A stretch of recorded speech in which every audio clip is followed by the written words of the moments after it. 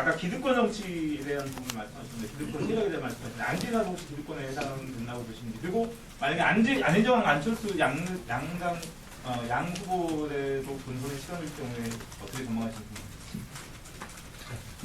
예, 안 지사님 정말 좋은 정치인이시고 저와 관계가 좋습니다. 같은 친척이기도 합니다. 그런데 이제 지금 이제 민주당 내 경선이 이제 될 것 아니겠습니까? 그래서 경선 과정에서 이제 뽑힌 후보와 이제 국민의당의 경선 과정에서 뽑힌 후보 간의 대결이 될 겁니다. 그래서 뭐 좋은 예로 한번 미국 대선 예를 들어보겠습니다. 미국에서 경선 과정 중에는 힐러리 클린턴과 샌더스가 치열하게 경쟁했습니다.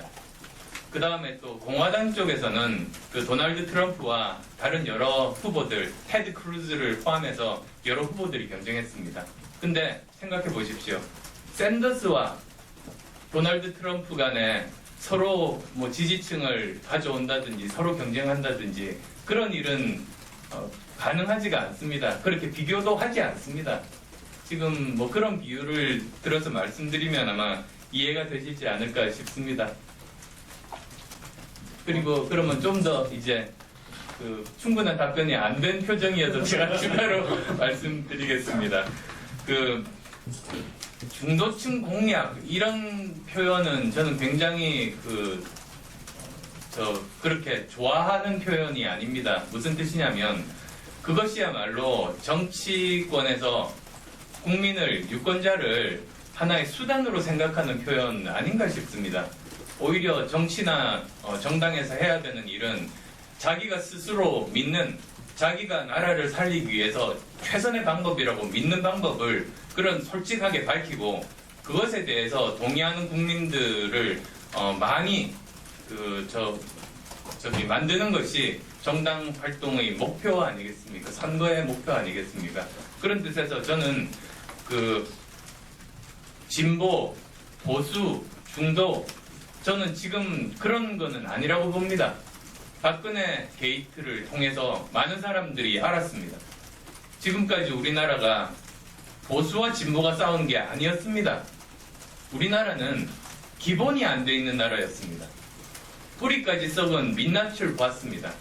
그래서 오히려 지금은 제대로 모든 분야 제대로 개혁해서 기본을 먼저 세우면 그 다음에 그런 이념에 대한 토의를 할 수 있을 정도의 수준이다 싶습니다. 그래서 지금은 저는 중도층 공략이라는 생각을 하는 것이 아니라 우리나라의 기본을 세우기 위해서는 어떤 일을 해야 되는가 그 믿음으로 이렇게 말씀드리고 있는 겁니다. 그런데 이제 탄핵이 인용되고 청와대에서 박근혜 대통령이 사라진 이후 생각해 보시면 그때부터 본격적인 대선이 시작됩니다. 모든 기준은 과거가 아니라 이제 앞으로 우리나라를 어떻게 먹여 살릴지 미래 대비에 대한 기준으로 모든 대선 후보들을 평가하게 됩니다. 그때가 바로 대선 지지율의 본격적인 시작이 되는 시점입니다. 지금까지 지난 대선들 중에서 이랬던 경우는 한 번도 없었습니다.